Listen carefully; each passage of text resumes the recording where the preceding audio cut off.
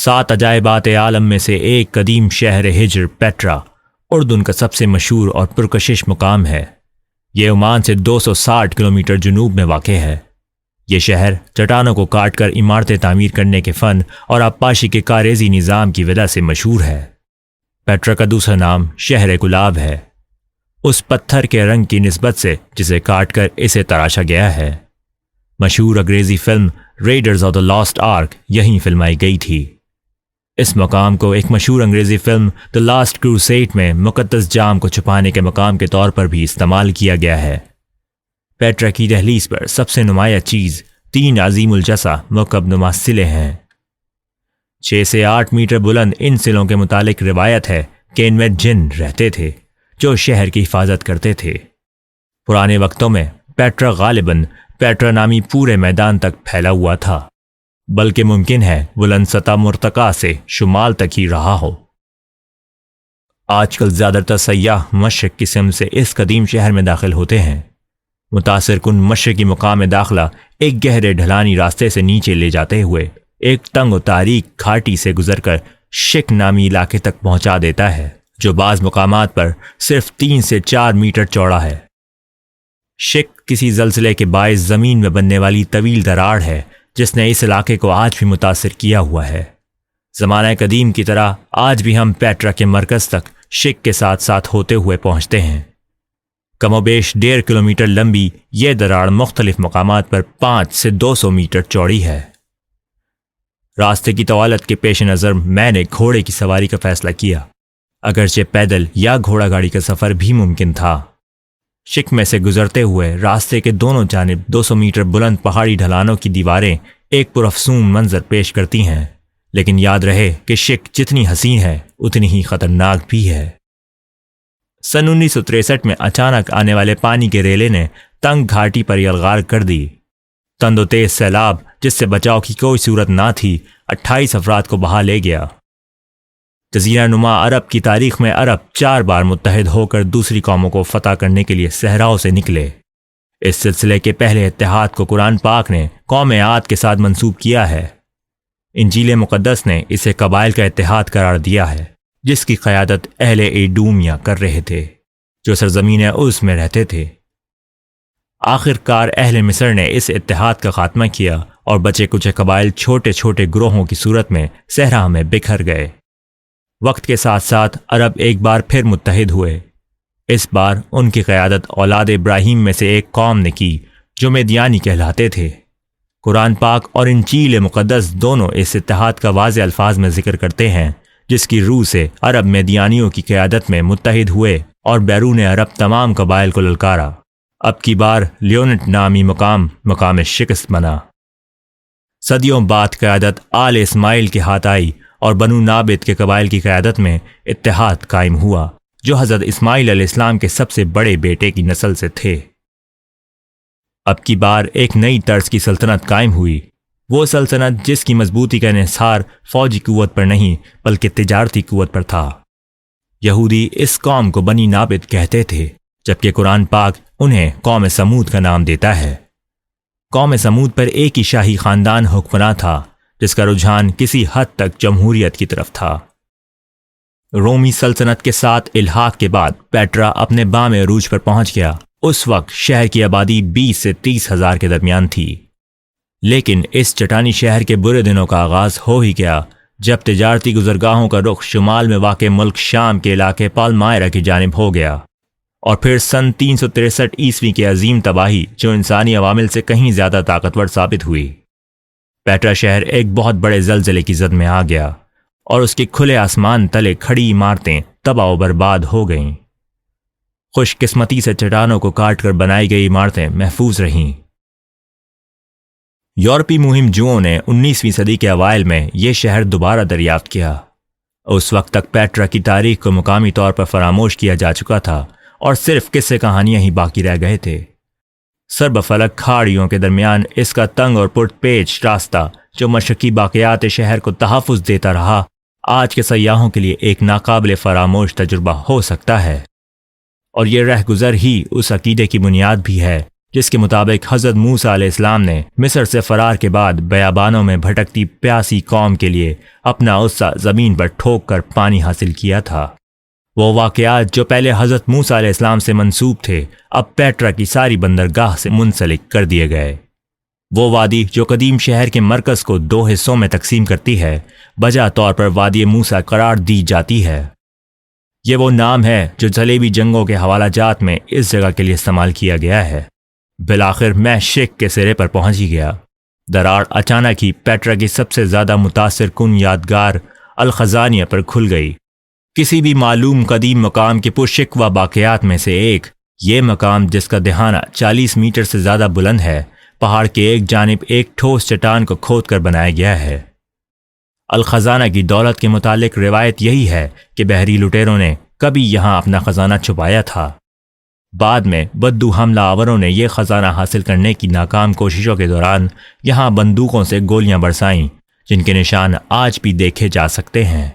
حقیقت میں الخزانہ عہد سمود کا غالباً ایک شاہی مقبرہ ہے۔ ممکن ہے یہ ایڈرس چہارم کا ہی ہو جو پیٹرا میں فن تعمیر کو پروان چڑھانے میں سب سے زیادہ پرجوش اور پیش تھا۔ چٹانی راہداری کے اندر مقبرے کے اندرونی حصے کا انداز پیٹرا کی دیگر ماتمی یادگاروں کی طرح سادہ ہے، بس دہانہ ہی ہے جو سمودی نقاشی کے بہترین نمونوں میں سے ایک ہے، اور آج 2000 سال گزرنے کے بعد بھی پرپیچ شک سے احاطے میں داخل ہونے والے زائر کو مرعوب کر دیتا ہے۔ پیٹرا عربی زبان بولنے والی سامیان نسل قوم سمود کی سلطنت کا صدر مقام اور تجارتی قافلوں کا مرکز تھا۔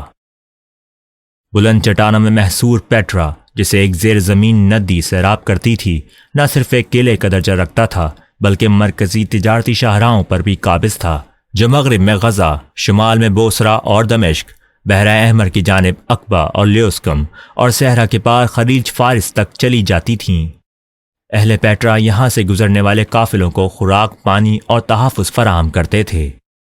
پرانے وقتوں میں پیٹرا ایک سرسبز و شاداب علاقہ تھا جسے موسمی بارشوں سے پانی فراہم ہوتا تھا، جو بالآخر سمندری کھاڑیوں اور صحرائی وادی میں جا گرتا تھا۔ اس پانی پر قابو پانا زندہ رہنے کے لیے بہت ضروری تھا، اور پانی پر بند باندھنے کے ماہر اہل سمود نے پانی کو تابع کر لیا تھا۔ میں خود ایک انجینئر ہوں، اور ان کی اس مہارت نے مجھے ورطہ حیرت میں ڈال دیا۔ پانی کو پختہ سرنگوں میں سے گزار کر اس بنجر ویرانے میں زندگی گزارنے کا سامان کیا گیا تھا۔ حالیہ کھدائی سے واضح ہو گیا ہے کہ یہ اہل سمود کی ڈیم سازی کی صلاحیت ہی تھی جس نے صحرائی شہر کو ترقی کی انتہا پر پہنچا دیا اور اسے ایک مصنوعی نخلستان بنا دیا جسے دشمن کبھی بھی نہ پا سکیں۔ آثار قدیمہ سے حاصل ہونے والے شواہد سے واضح ہے کہ اہل سمود سیلابوں پر قابو پانے کے لیے بند، حوض یا زیر زمین نالیاں استعمال کرتے تھے۔ پانی کے ساتھ آنے والی مٹی جب ڈیم کی تہہ میں بیٹھ کر سطح آب کو بلند کرتی تو کناروں سے چھلکنے والا پانی سرخ مٹی سے بنے راستوں کے ذریعے خفیہ ذخیرہ گاہوں میں جمع ہو جاتا۔ طویل خشک سالی کے دوران یہ پانی شہر کو بھی فراہم کیا جاتا تھا، اور اس کی فروخت سے شہر کی خوشحالی میں بھی اضافہ ہوتا تھا۔ عہد سمود میں تعمیر کیے گئے ڈیموں کی باقیات آج بھی قابل دید ہیں۔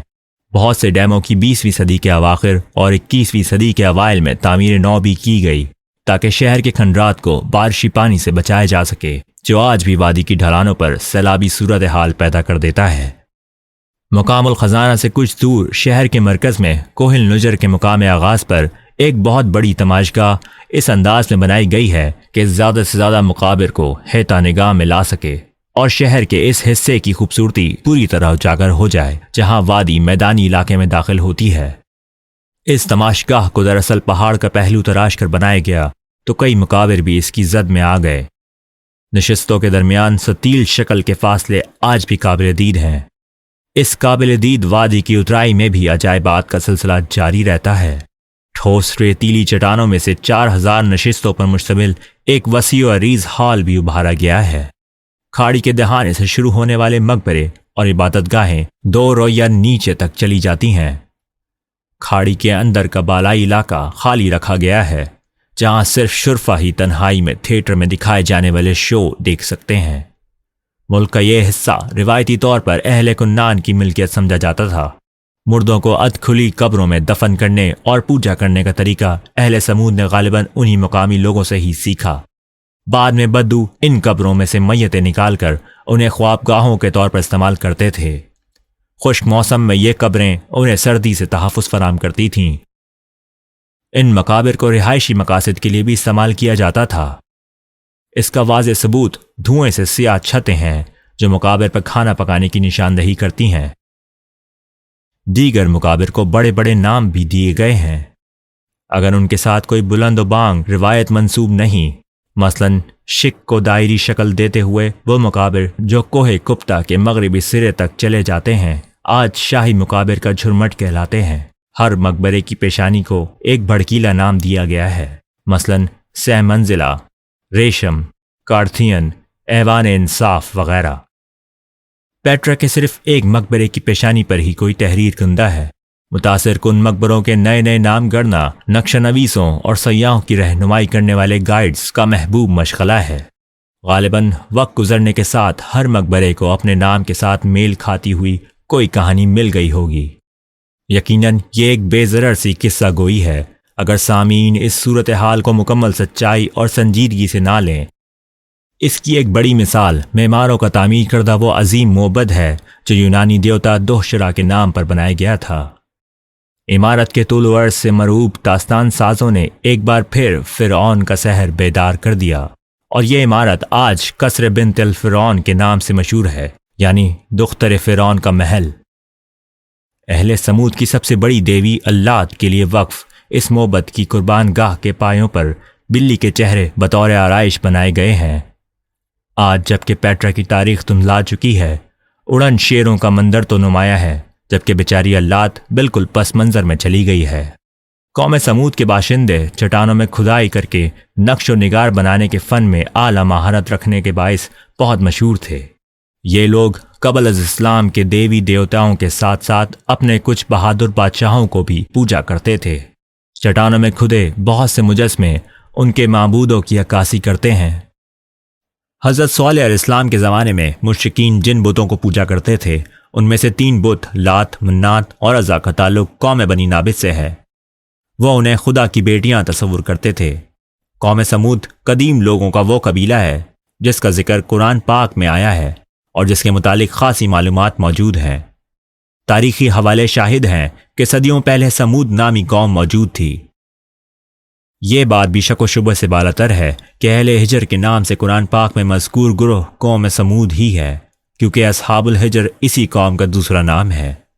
اگر یہ درست ہے تو غالباً سمود سے مراد لوگ ہیں اور حجر ان شہروں میں سے ایک ہے جو انہوں نے تعمیر کیے۔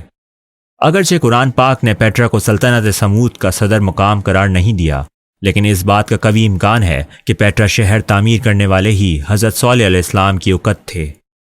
حضرت صالح علیہ السلام نے اپنی امت کو ایک خدا کی عبادت کرنے کو کہا اور اس کی بافراط نعمتوں کے لیے اس کا شکر ادا کرنے کی ہدایت کی۔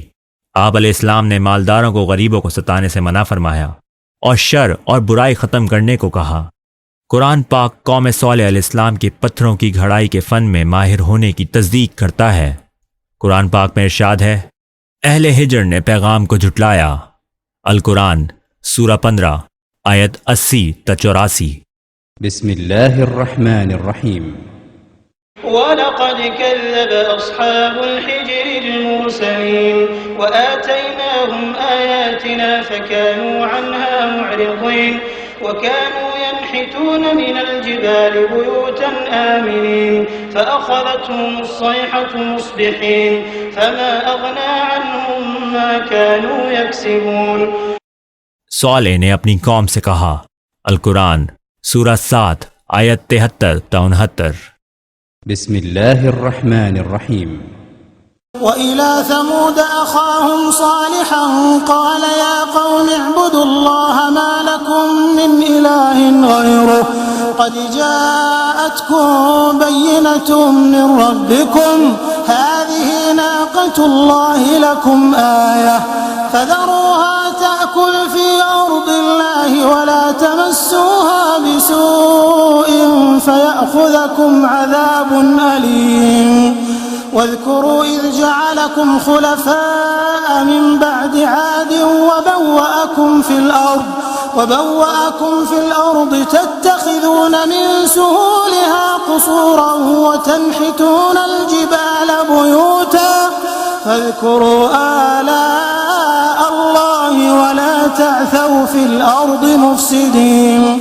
قال الملأ الذين استكبروا من قومه للذين استضعفوا لمن آمن منهم أتعلمون أن صالحا مرسل من ربه قالوا إنا بما أرسل به مؤمنون.